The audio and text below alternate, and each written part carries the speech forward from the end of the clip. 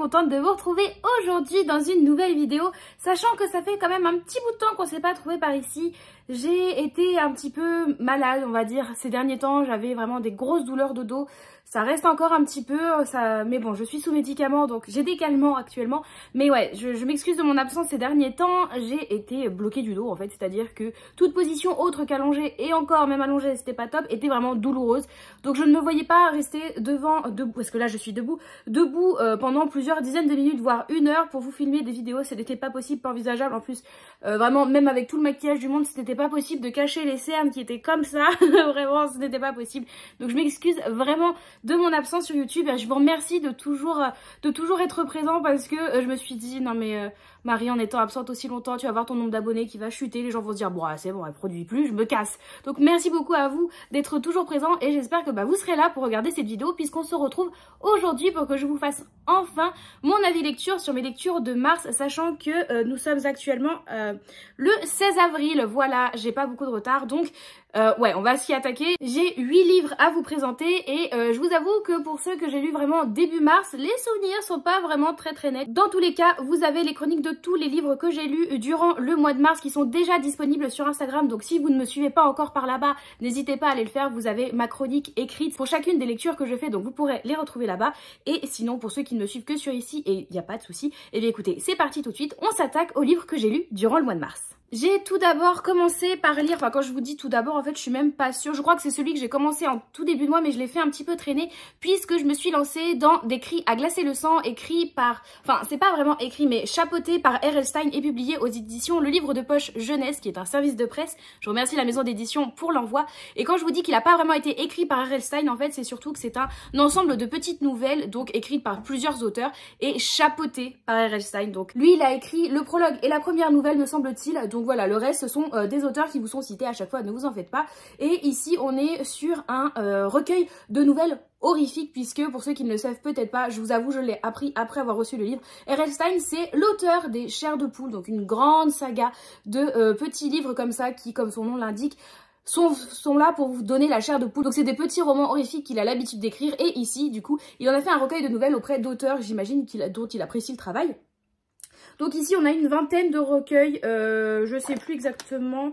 De toute façon vous avez un sommaire au début qui vous donne à chaque fois le titre de la nouvelle. Et l'idée en fait c'est que par ce titre Des cris à glacer le sang, c'est que chaque nouvelle commence et ou se termine par un cri.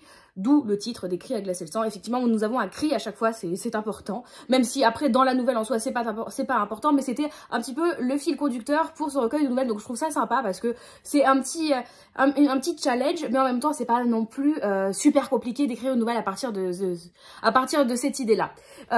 Donc c'est compliqué de vous faire un avis vraiment dessus parce que on va avoir, comme je vous dis, une vingtaine de nouvelles qui vont être écrites par une vingtaine d'auteurs différents. Donc, elles sont quand même assez différentes, même si on est dans l'idée que ici, on est sur un recueil de nouvelles qui est conseillé à partir de 12 ans. Donc, effectivement, on est sur du pré-ado, adolescent. Donc, c'est pas non plus flippant à pas possible. C'est pas du King, ne vous inquiétez pas. Donc, justement, ceci dit, je vous le conseille pour ceux qui aiment bien un petit peu se faire un petit peu frissonner, mais qui en même temps ont peur, ou facilement peur. Par exemple pour vous, King, c'est pas possible, c'est trop horrifique. Celui-ci, je pense que ça peut clairement le faire, même si après, il y a des nouvelles aussi, dedans c'est un peu éparse, il y a des nouvelles qui font plus ou moins peur. Il y a des trigger warnings aussi, il y a quelques nouvelles où on parle de maltraitance animale, je voulais vous le dire parce que c'était pas forcément mentionné et c'est un petit peu dommage. Parce que ouais, il y a surtout une nouvelle où je me suis dit ouais, pour ceux qui ont du mal avec tout ce qui est maltraitance animale, elle est dure. Pour vous donner un titre, je crois que c'est celle, de toute façon dans le titre il y a le mot écureuil. Il y a le problème avec les écureuils. Celle-ci, si vous avez du mal avec la maltraitance animale, je vous la conseille pas du tout. Franchement, elle est dure. Mais sinon, je pense que c'est un recueil qui peut être pas mal. En fait, moi, dans l'idée, je me suis dit, il y a une vingtaine de nouvelles. Je vais essayer de me le faire un petit peu en lecture suivie, on va dire, sur tout le mois de mars. Bon, j'ai abandonné l'idée parce que je voulais le bastonner au bout d'un moment. Mais je me dis que ça peut être pas mal. Si vous êtes parent, par exemple, et que vous avez justement des enfants autour de 12 ans, ça peut être pas mal de vous dire, on se lit une nouvelle tous les soirs durant le mois d'octobre avant l'arrivée d'Halloween, par exemple. Ça peut être chouette, une sorte de calendrier de l'Avent horrifique. Ça peut être très très cool, sachant que c'est jamais extrêmement flippant, vous allez pas, ça va pas vous créer des cauchemars pour vous empêcher de dormir, non, c'est une petite ambiance un peu spooky, et je me dis que ça peut être super chouette justement sur les soirées d'octobre où il fait un petit peu, où il fait un peu brumeux, limite à s'éclairer à la bougie, enfin ça peut être un livre qui peut être super chouette à lire dans une petite ambiance, et donc ouais, vraiment à la sauce chair de poule. Personnellement j'ai jamais lu de, enfin je crois que j'ai dû lire un chair de poule en tout et pour tout dans ma vie, donc j'en ai pas un gros souvenir, mais je me souviens avoir déjà regardé à la télé vite fait les téléfilms chair de poule. Donc on retrouve cette ambiance, donc il était vraiment pas mal. Ce qui est bien, c'est que vous pouvez franchement, comme je vous dis, le picorer, en lire une nouvelle par-ci, une nouvelle par-là, puisque vraiment elles n'ont aucun rapport les unes avec les autres, si ce n'est ce cri en début et ou fin d'histoire. Donc vraiment, il n'y a rien qui les raccroche les unes aux autres. Donc vous pouvez totalement les lire indépendamment, en sauter certaines si, comme je vous disais, celle sur les écureuils, vous avez du mal avec la maltraitance animale, vous passez à côté de rien d'autre dans le livre, vraiment. Sachant que les nouvelles sont quand même relativement courtes, elles font 15-20 pages. Donc c'est pour ça le livre peut avoir l'air un peu imposant, mais vraiment dites-vous qu'il est découpé en 20 parties. Ça va. Donc franchement, très très chouette. Je pense que c'est un livre totalement que je me vois filer à un enfant que j'ai dans cet âge-là dans ma famille pour qu'il puisse le découvrir parce que c'était vraiment cool. Ensuite, je me suis un petit peu pressée, pas pressée dans le sens où j'ai essayé de le lire vite, enfin j'ai essayé de le lire vite, mais ça n'en a pas gâché mon plaisir de lecture, mais surtout je l'ai mis assez rapidement dans ma pile à lire pour le mois de mars puisqu'il sortait début mars, il me semble qu'il sortait le 7 ou 8 mars. Il s'agit de Runborn, donc le premier tome écrit par Ariel Holz qui se nomme ici Tyr et publié aux éditions Gulfstream. Ici du coup j'avais acheté ce livre en avant-première au SLPJ de l'année dernière, en décembre 2023, je vous l'avais présenté au moment du book haul du salon, sachant que comme ça je l'avais pour pouvoir le lire avant sa sortie et c'était l'idée en fait, je voulais le lire vraiment assez rapidement pour pouvoir, enfin assez rapidement, je voulais le lire pour que vous puissiez avoir ma chronique aux alentours de sa sortie. Comme ça, si vous saviez que vous aviez à peu près les mêmes goûts littéraires que moi, ça pouvait vous aiguiller pour savoir si oui ou non il vous intéressait. Donc voilà, vous avez retrouvé ma chronique sur Instagram du coup au début mars, donc il y a plus d'un mois. Et donc je l'ai lu et ça a été un super moment de lecture. Autant le début, je savais pas trop quoi en penser parce que, en fait, donc on va suivre ici Tyr. Alors... il va falloir que je me rappelle parce que c'était il y a plus d'un mois. Du coup, on va suivre Tyr, notre héros qui vit dans un petit village, on devine, dans ce qui est une sorte de Danemark, enfin bref, dans un royaume viking, puisqu'on est sur une ambiance viking avec une mythologie nordique très présente et super importante. Donc on va suivre Tyr qui évolue dans un petit village qui est assez reclus du reste du monde, séparé un petit peu par une forêt que l'on n'ose pas dépasser, et on vit très bien dans ce petit village jusqu'au jour où des gens de l'extérieur viennent envahir le village et semblent vouloir mettre à mal ce village. Du coup, Tyr est obligé de se tirer. Tyr, il est obligé de se tirer. Allez Marie.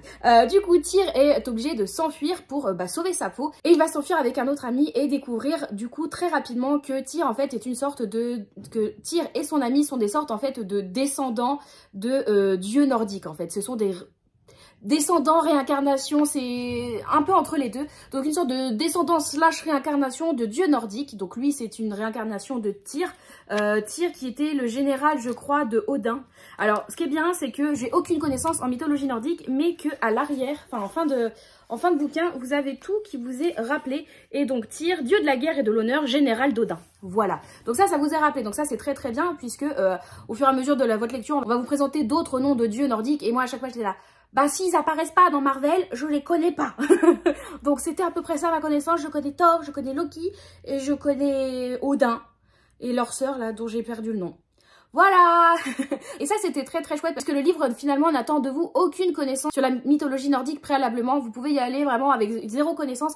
Le livre va vous accompagner, va vous expliquer, donc ça c'est très très chouette. Et du coup on va suivre Tyr et son acolyte qui vont devoir essayer de réunir justement toutes les descendances de Dieu puisqu'ils ne sont pas seuls.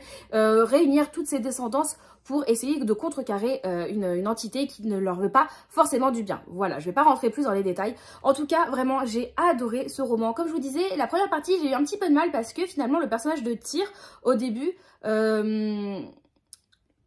c'est pas qu'il se met pas trop en avant, mais c'est-à-dire qu'on le connaît pas, il laisse passer aucune émotion, il est pas attachant en fait au début. Et en fait on comprend par la suite que c'est normal, en fait ça s'explique, c'est normal et il le devient un petit peu plus, on en découvre un peu plus sur lui, mais au début on est dans ses pensées mais c'est pas, enfin Je veux dire, il est très factuel, il laisse pas passer beaucoup d'émotions. Pareil, même quand on n'est pas dans ses pensées, d'un point de vue extérieur, il parle pas beaucoup, il est assez réservé. Enfin, pas réservé, mais il est vraiment minimum sur... il n'est pas du tout expressif. C'est vraiment l'effort minimum sur ça. Et au début, ça me perturbait un petit peu. Je me suis dit, mais comment tu veux que je m'attache à un personnage si tu ne me laisses rien voir de lui? Et au final, si l'auteur le travaille bien sur son personnage pour qu'il devienne attachant. Et je trouve, limite, c'est aussi bien puisque tu te dis, bon, en fait, je m'en fous du perso. Et tu sens que ce perso, il va pas vraiment changer, mais ça va être, je trouve, c'est limite la plume de l'auteur qui va te forcer un petit peu à t'y intéresser, à te dire, non mais tu vas voir, lui, il t'intéressait pas plus que ça au début, il te laissait pas trop paraître grand chose, mais finalement, il en a beaucoup plus sous le capot que ce que tu peux penser, et c'est le cas. Et vraiment, c'était très très chouette. Alors, autant la première partie, c'est beaucoup de présentations, de mise en contexte, on vous explique l'univers.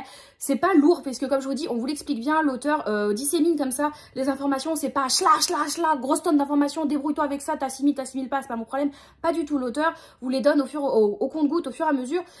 Mais bon, ça reste que ça tire un petit peu en longueur selon moi, mais c'est pas dérangeant, ça tire un peu en longueur, j'aurais aimé que ça dure quelques pages de moins, mais c'est pas grave, puisque la seconde moitié du roman, en fait, il se passe un truc, il y a un twist, et là, là, on a un bon mélange, une bonne balance, je trouve, entre ce qui est révélation, et ce qui est action, et ce qui est vraiment...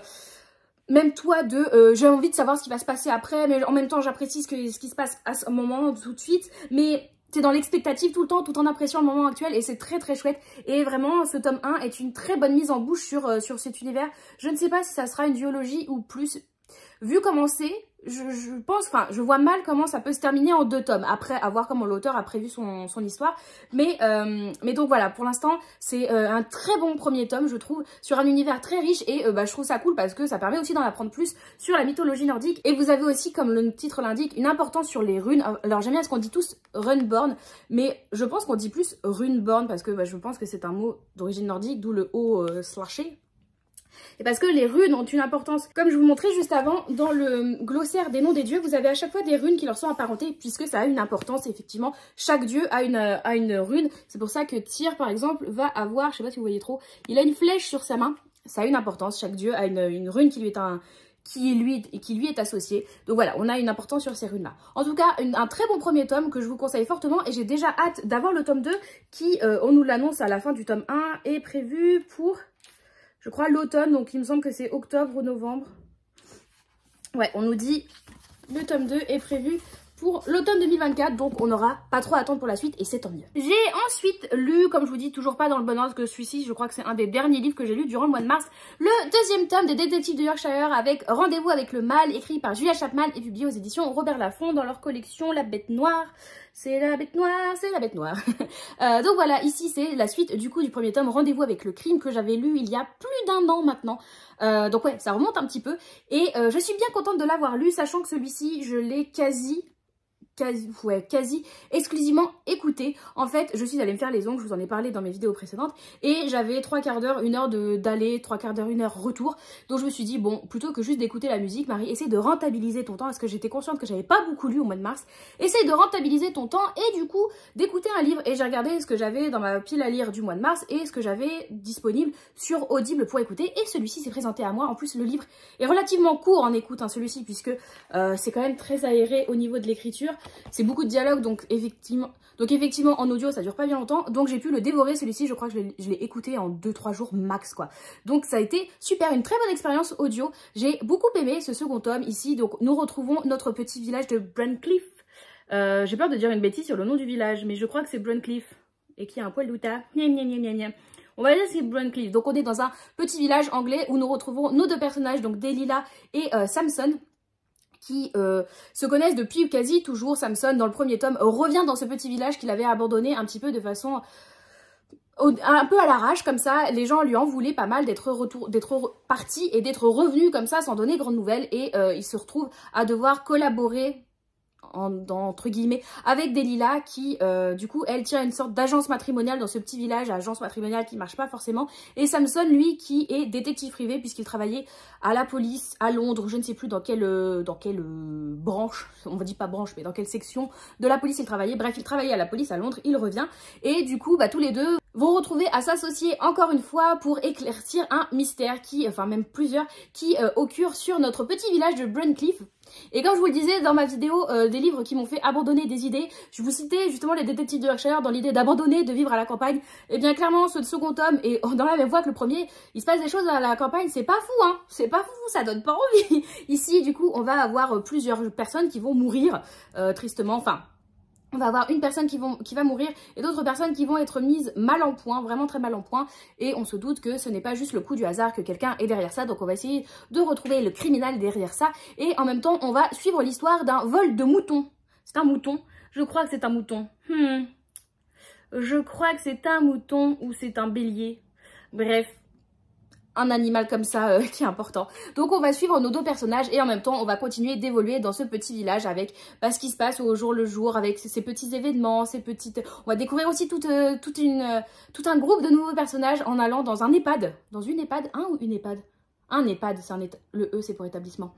Donc on va aller dans un EHPAD, on va découvrir du coup de nouveaux personnages d'un certain âge qui sont vraiment tous très attachants. Bref, c'était très très chouette, j'ai beaucoup apprécié, je vais pas vous en dire plus, c'est un tome 2. Donc on évolue aussi sur la relation qu'on a entre Delilah et Samson qui, on se doute, sur le long terme, vont de plus en plus s'apprécier. Et là, c'est le cas. Et j'aime beaucoup la dynamique qu'ils ont tous les deux. J'aime beaucoup la plume de Julia Chapman. On retrouve beaucoup d'humour. Et ce qui la caractérise, elle aussi, en tant que personne, elle est très drôle. Et on retrouve son humour, en fait, typiquement anglais, que j'aime beaucoup dans ce bouquin. Et j'ai déjà hâte de lire la suite, sachant que, ça y est, officiellement, on a, avec ma mère, l'entièreté de la saga. Elle s'est acheté le tome 9, là, le week-end dernier. Donc, on a officiellement toute la saga. Donc, je vais pouvoir les dévorer. En tout cas, c'était une très très chouette série de sagas. Et j'ai déjà hâte de lire le tome 3. Ensuite, et celui-ci, il me semble que c'était vraiment le dernier livre que j'ai lu durant le mois de mars, puisqu'il me restait quelques jours et je me suis dit, vas-y, je vais essayer de me caser un petit livre. Et du coup, j'en ai profité pour me mettre le café du temps retrouvé, que j'ai aussi écouté en audio. D'ailleurs, ça me fait penser, celui-ci aussi, je l'ai écouté.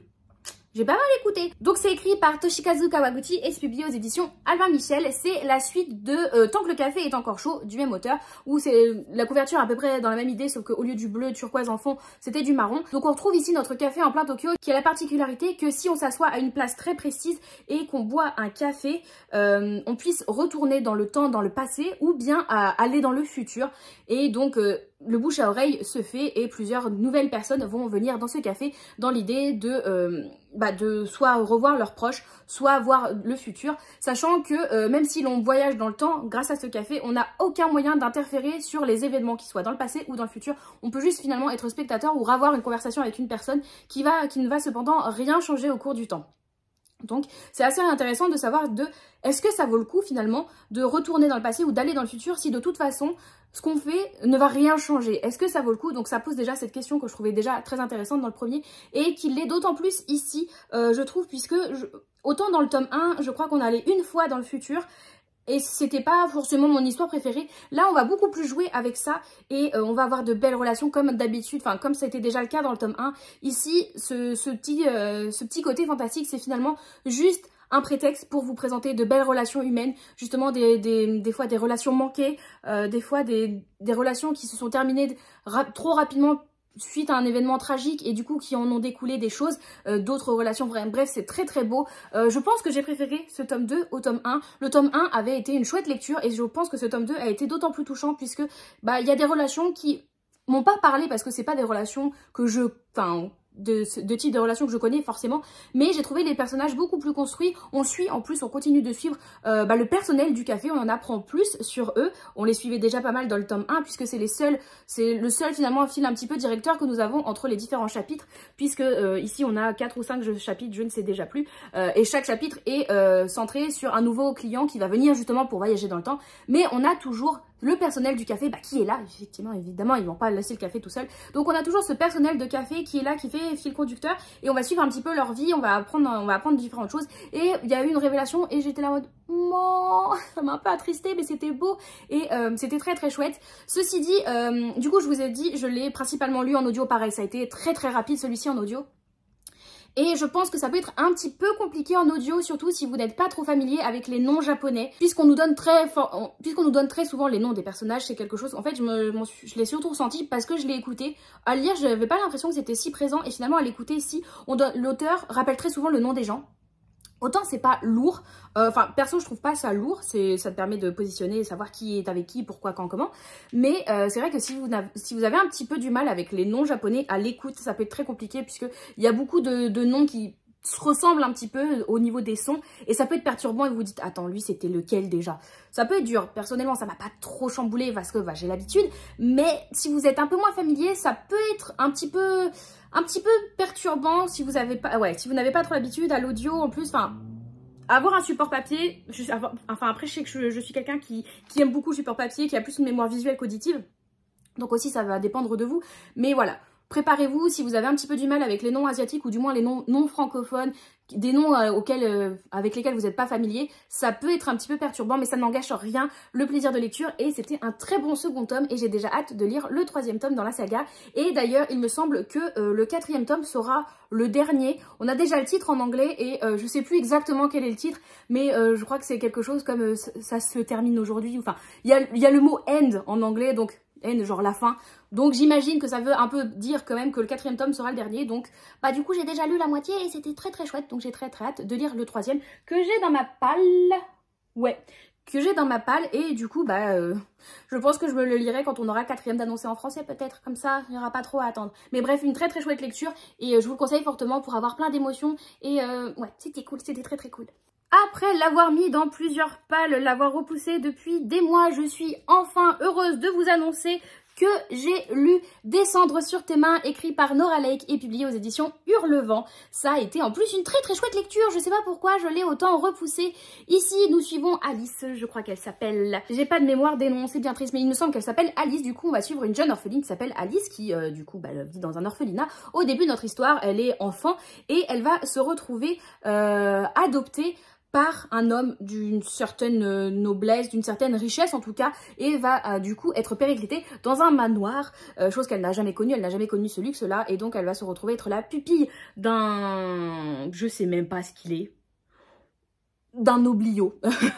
Je sais même plus ce qu'il est. Bref, elle va se retrouver pupille de cette personne qui est assez énigmatique puisqu'il vit dans son manoir un peu reculé de tous, se mélange pas trop avec la société. Bref, ce manoir, au début, Alice l'inquiète beaucoup. Il lui fait peur ce manoir parce qu'elle se retrouve toute seule, elle n'a plus d'autres enfants, donc elle a perdu sa meilleure amie aussi, sa meilleure amie à l'orphelinat, qui lui donne de moins en moins de nouvelles par l'aide, donc elle se retrouve vraiment toute seule dans ce manoir. Elle entend des bruits bizarres, elle voit des choses, elle voit des reflets qui n'existent pas. Bref, son manoir l'inquiète beaucoup et on va la voir grandir dans ce manoir qui est... vraiment qui pose une ambiance bien lourde et elle va, au début elle va devenir amie avec son tuteur qui finalement ne va pas rester pour des raisons XY, il va devoir repartir, je crois que son tuteur était français, il va devoir retourner en France puisqu'ici nous sommes en Angleterre. Bref, l'histoire va évoluer, on va voir Alice grandir dans ce manoir et va se passer des choses quand même, des relations vont se créer, des relations assez bizarres puisque on va avoir en plus... J'ai pas envie de trop vous en dire parce que c'est quelque chose auquel je ne m'attendais pas, que j'ai trouvé très très chouette, mais on va, je vais juste vous donner ça, on va avoir deux points de vue sur deux temporalités différentes. Voilà, j'ai pas envie de vous en dire plus, mais en tout cas c'était une très très chouette lecture. Je l'ai commencé durant le marathon de 24 heures, du coup qui a eu lieu, bah du coup j'ai commencé le mois quasi dessus, parce que c'était le premier, ah mais non, je l'ai terminé le mois dessus, je l'ai lu quand ? Ah oui, je crois que je l'ai terminé début avril, mais je m'étais dit, vas-y, c'était que début avril, donc on va le compter en lecture de mars. C'était ça, c'était ça. Et du coup, c'est une lecture parfaite à lire la nuit, limite quand vous n'avez pas trop de bruit chez vous. Et surtout si vous êtes en appartement ou dans une maison où il y a vachement de vent, par exemple, avec beaucoup de bruit autour, mais qui ne viennent pas de chez vous, qui peuvent être inquiétants. Ça vous met tout de suite dans l'ambiance perso. J'ai adoré faire ça, le lire de nuit, juste avec ma petite lampe et une petite bougie au loin. Et puis mes voisins au-dessus qui faisaient du bruit, j'étais en mode... Nickel, je suis dans l'ambiance, il n'y a pas de souci parce que c'est vraiment un roman d'ambiance ici, j'ai adoré. Il y a des grosses références à Jane Austen en plus, pépite, que ça soit direct puisque Alice va lire Orgueil et Préjugés, comme indirect puisqu'on va retrouver, je trouve qu'au niveau de l'ambiance et au niveau de ce que l'autrice a voulu dépeindre dans ce manoir assez lugubre, assez mystérieux, on retrouve pas mal de l'idée de Northanger Abbey de Jane Austen du coup, que j'aime beaucoup, qui est une grosse critique justement des romans un petit peu que pouvaient lire les femmes de l'époque en fait, qui n'étaient pas du tout frissonnants, mais c'est marrant.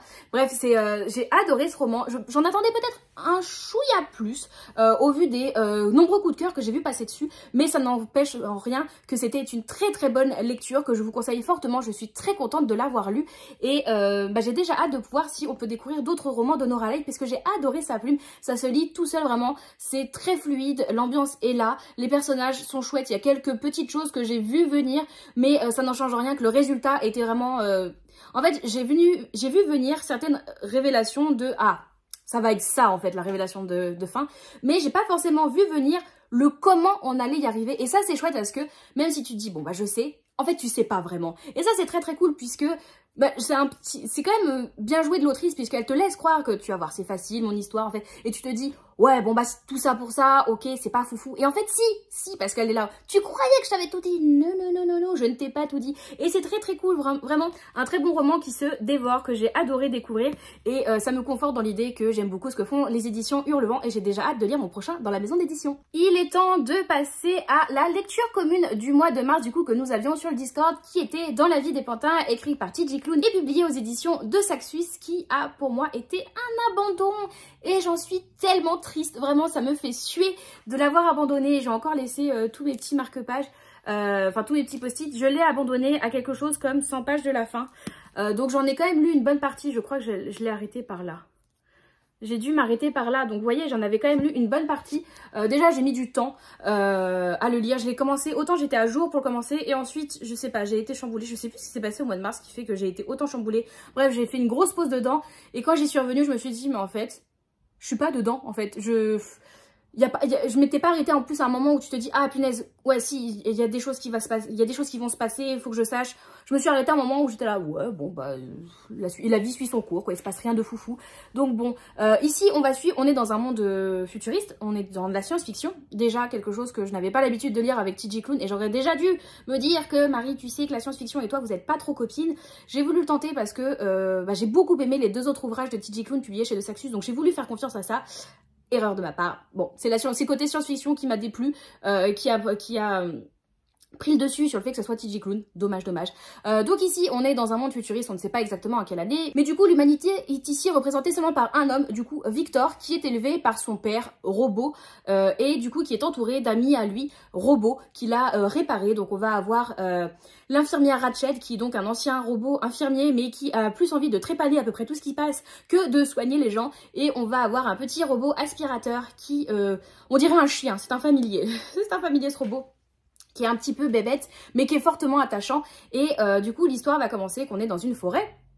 On suit Victor du coup et sa famille / amis robots qui évoluent et qui vont découvrir un robot assez humanoïde qui n'est plus en état de marche, et vont essayer de le réparer, et du coup ce robot va refonctionner. Et par la découverte de ce robot, en fait, va en découler d'autres découvertes sur le monde qui les entoure, puisque eux finalement ne sortent pas de leur forêt et de leur entourage proche. Ils ne connaissent rien du monde, de ce qu'il est, de comment il a évolué, et du coup vont en découvrir beaucoup plus. Sachant que là, en vous disant ça, en vous disant qu'ils vont en découvrir beaucoup plus, je vous ai déjà parlé de la moitié du roman, c'est-à-dire que l'histoire est très longue à arriver, très très longue à arriver. Il se passe rien pendant 150 pages facilement, c'est-à-dire qu'on va suivre du coup les personnages, certes, ils vont découvrir assez rapidement ce robot, mais ensuite il va pas se passer grand chose. Ça va être le robot qui va réapprendre un petit peu à fonctionner, puisqu'il a perdu un peu les codes. Il parle pas très bien, il sait pas comment interagir avec les autres, donc ils vont lui apprendre ça.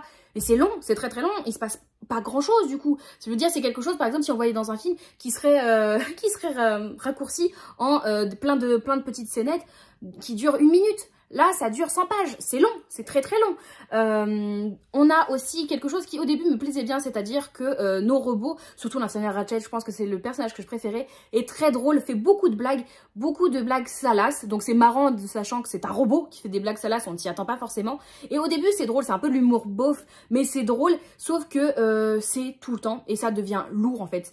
Là où au début c'était un petit peu marrant parce que c'était inattendu de voir des robots faire des blagues en dessous de la ceinture, finalement c'est lourd parce que c'est tout le long du livre, et comme l'histoire en plus à côté de ça met du temps à arriver, et ben l'un dans l'autre en fait on se dit il n'y a que l'humour qui est là, l'humour que je trouve lourd, et l'histoire qui n'arrive pas ou qui est plan-plan. Ouais, c'est relou. Et une fois que l'histoire est arrivée, du coup qu'on comprend ce que va être la quête de nos personnages, leurs objectifs, leurs possibles mésaventures, t'en vois passer, genre, je veux dire, j'en ai quand même lu les 3/4 faciles, donc j'en ai vu passer. Et ben j'étais pas intéressée par ce qui se passait, je veux dire, je me doutais un petit peu de comment ça allait se finir, j'ai même pas eu, enfin, je me forçais à y retourner, et à chaque fois que j'y retournais, j'étais là, mais Marie, concrètement, est-ce que si tu l'arrêtes maintenant, tu t'en voudras de te dire, ah bah je connais pas la fin? Non. Du coup, je l'ai arrêté parce que vraiment, l'histoire a mis trop de temps à arriver et était pas originale, m'intéressait pas plus que ça. On sent qu'effectivement, il va y avoir tout un discours sur bah, la prise, pas la prise de pouvoir, mais sur l'importance qu'on va donner à l'intelligence artificielle, aux robots et à la perte de l'humanité et de l'émotion. Et est-ce que finalement c'est ça notre futur? Bref, on sent qu'il va y avoir toute une discussion là-dessus. Ça me fait un peu penser à Paradigme de Pauline Pucciano, qui est un petit peu dans cette même objectif de réflexion qui m'intéresse pas personnellement. C'est pas une réflexion, c'est pas un débat qui m'intéresse plus que ça. Je trouve ça plus angoissant qu'autre chose. J'ai pas forcément envie de le lire du coup. Et là, couplé avec cet humour qui était lourd, mais lourd. Et puis il y a un personnage, un robot, où au bout d'un moment je ne pouvais plus me le voir. En fait, il est mignon, mais sous prétexte de sa mignonnerie, de sa naïveté, en fait, il fait juste mettre des bâtons, il ne fait que mettre des bâtons dans les roues de nos personnages pour leur avancer. Et c'était trop chiant qu'au bout d'un moment, j'étais en mode, franchement, laissez-le derrière vous, il vous embête plus qu'autre chose, il vous ralentit et c'est lui qui cause tous les problèmes auxquels vous avez à faire face. Enfin, c'était relou. Bref, je n'en pouvais plus. Du coup, je sais que sur la lecture commune qui était sur le Discord, vous êtes plusieurs à l'avoir moyennement aimé, à l'avoir abandonné. Et il y en a d'autres qui l'ont beaucoup apprécié, qui sont arrivés jusqu'au bout, qui ont trouvé que c'était une très bonne lecture. Donc comme quoi, vraiment, il ne faut pas généraliser mon avis ou l'avis de n'importe quelle autre personne. Vraiment, faites-vous de votre propre avis, c'est le mieux. Et si vous n'êtes pas trop certain, essayez de lire plusieurs avis de personnes auxquelles vous savez que vous avez des goûts assez proches. Comme ça peut vous aiguiller. Mais dans tous les cas, pour moi, bah ça a été un fail. Et je vais m'en débarrasser au prochain tri de bibliothèque que je ferai. Puisque je ne me vois pas le relire, je ne me vois pas le garder. Et c'est dommage parce que c'est quand même la belle édition reliée. Donc autant qu'il aille faire plaisir à quelqu'un à moindre coût. Mais ouais, pour moi, ça a été un loupé. Ensuite, pour continuer dans les lectures communes, je vais vous présenter le livre du coup de la Fairyloot du mois que j'ai lu durant le mois de mars. Il s'agit de Fragile Enchantment, écrit par Alison Saft et donc du coup dans l'édition Fairyloot. Alors je suis désolée, vous allez voir à fond, la ring light reflétée, mais c'est en fait sinon si vous voyez pas la ring light, vous voyez pas le titre non plus. Faut faire des choix de vie, quoique. Comme ça. Mais bref, c'est terrible parce que autant en vrai, ça se voit très bien, autant la caméra, le titre rend pas du tout, puisque la couverture est en glossy, le titre aussi, mais en rosure. Bref, je vous rappelle que l'objet livre est quand même magnifique. C'est, je pense, le plus bel objet Fairyloot, enfin le plus beau livre Fairyloot que j'ai eu depuis que je suis inscrite chez eux. Je l'ai trouvé très très beau. Et en plus, je vous rappelle qu'il était dans la box qui était vraiment sur le thème de la Régence anglaise. Donc j'en attendais beaucoup de ce livre et j'ai pas été déçue. Enfin, pourtant, mes attentes étaient quand même très hautes. J'étais légèrement déçue, mais parce que c'est pas vraiment de la déception. C'est parce que je suis consciente que mes attentes étaient très hautes. Et c'est jamais bon d'avoir de trop grandes attentes sur un livre, puisque effectivement, ça laisse plus de place à une possible déception qu'à un possible coup de cœur si vous en attendez trop. Mais j'ai pas été déçue dans le sens où j'ai bien aimé. Ça a été un bon livre. Ici, on suit notre héroïne qui s'appelle... Oh là là. Ah non, c'est vrai, elle a un nom qui se prononce pas du tout de la même façon qu'il s'écrit. Et je ne sais plus comment on prononce ça. Ça s'écrit N-I-A-M-H. Ça se prononce pas du tout comme ça, donc je vais dire Niam. Je suis désolée, je sais plus du tout comment on dit son nom. Sachant que je l'ai écouté en plus le livre. J'ai couplé audio et lecture papier et je ne sais plus du tout comment on prononce son nom. Bref, on va suivre Niam. L'histoire se passe dans une sorte de régence anglaise, mais dans un monde imaginé. Donc on va suivre Niam qui est de classe moyenne, elle n'est pas la plèbe, mais elle n'est pas dans la noblesse non plus, elle n'est pas dans les grandes, elle n'est pas en haut de la hiérarchie, loin de là, donc elle est de classe moyenne et elle est couturière et elle va se retrouver embauchée par la cour pour s'occuper de faire le vêtement du prince pour le futur mariage royal. Donc c'est quand même un honneur pour elle et ça donnerait la chance à son peuple d'être mis en lumière et peut-être d'avoir, d'être gracié, on va dire, par la cour royale, puisque son peuple est quand même pas mal mis à mal et un petit peu mis de côté et pas forcément apprécié par la cour. Donc on va Niam qui va rejoindre la cour, qui va être assez rapidement mélangé d'ailleurs aux personnes de la cour, que ça soit le prince, le futur roi, que ça soit son frère, que ça soit bref la cour en règle générale. Et donc Niam, en plus elle a la faculté d'avoir une sorte de pouvoir, c'est-à-dire que quand elle coud, elle peut insuffler ses émotions dans ce qu'elle coud. En fait, il y a cette petite touche, je vais pas aller plus loin dans le résumé parce que concrètement, il n'y a pas besoin d'en résumer beaucoup plus.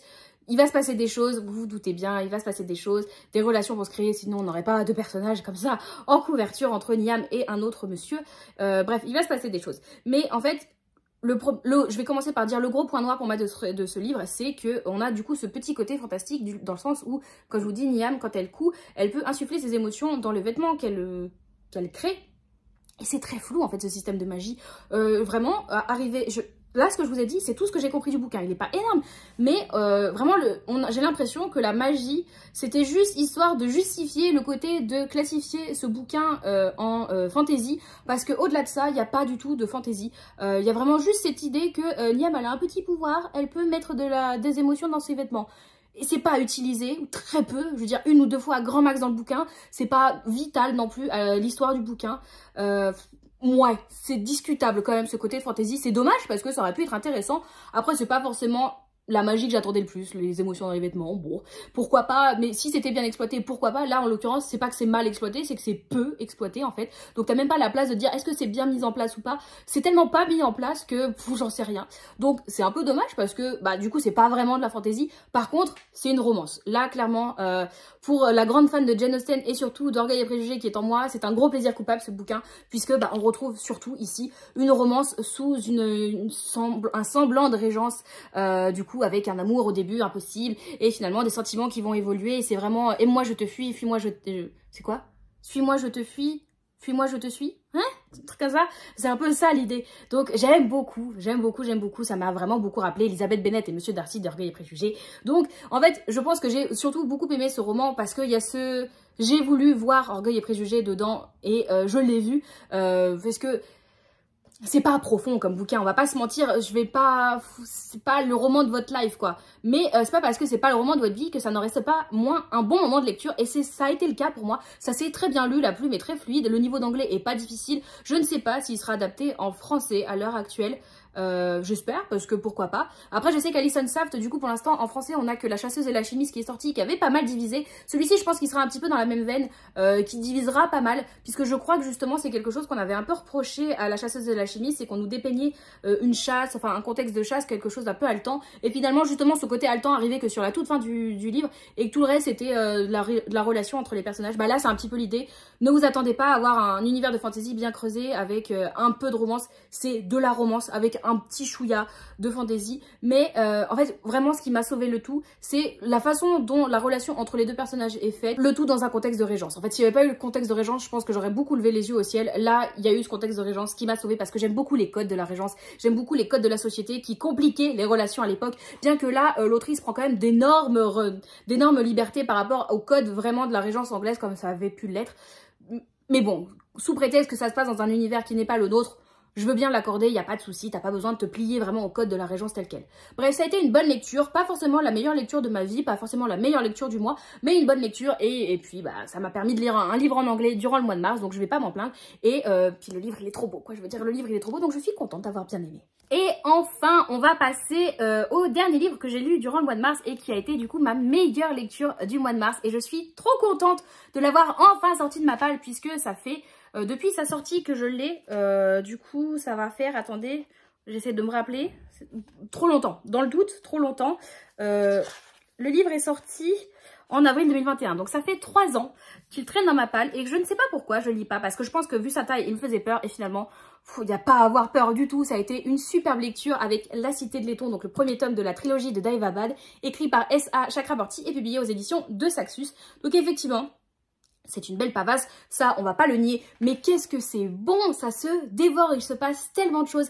Ici on est donc dans une fantaisie orientale, donc on est tout d'abord au Caire, donc en Égypte, on est dans notre univers quand même, enfin c'est plus du fantastique du coup, parce qu'on est dans notre univers, on est au Caire, en Égypte, on va un petit peu bouger dans cet Orient justement, on va pas rester qu'en Égypte, et on va suivre notre personnage principal qui s'appelle Nari, qui est une sorte d'escroc, hein, vraiment dans les rues du Caire. Elle essaye d'escroquer les gens pour essayer de survivre, puisque elle a été abandonnée depuis très jeune, elle est vouée à survivre par elle-même, donc elle n'a pas d'autre choix que d'escroquer les gens pour pouvoir survivre du coup, comme je vous le disais, et elle va un peu sans le vouloir rapidement appeler un djinn du coup qui s'appelle Dara. Donc elle va se retrouver avec un djinn qui se demande pourquoi il l'a appelé, même elle ne sait pas pourquoi elle l'a appelé, et du coup de fil en aiguille ils vont se retrouver à partir dans une quête de la cité de Daevabad, du coup la cité des djinns, puisque finalement Nari semble avoir un passé, puisqu'elle ne connaît pas son passé, elle ne connaît pas ses parents, elle semble avoir un passé bien plus lourd et bien plus important que ce que son petit quotidien d'escroc pouvait bien penser. Et donc on va suivre nos deux personnages comme ça dans leur périple depuis le Caire jusqu'à la cité de Daevabad. Parallèlement à ça, on va avoir un double point de vue que j'ai trouvé fortement intéressant avec un autre personnage qui se trouve justement dans la cité de Daevabad, donc un djinn, vous imaginez bien, qui se trouve dans la cité de Daevabad, et on comprend que autant Nari et Dara nous font croire, enfin, pensent et nous font miroiter que Daevabad c'est un petit peu l'Eldorado, ça va être là où les problèmes vont se résoudre, bien que Dara semble être assez mystérieux et lui aussi semble avoir un lourd passé dont il ne nous dit pas tout, mais en tout cas il nous fait penser que Daevabad c'est vraiment the place to be, c'est là où tout va bien se passer pour nos deux protagonistes, t'inquiète pas frérot, c'est là qu'il faut aller.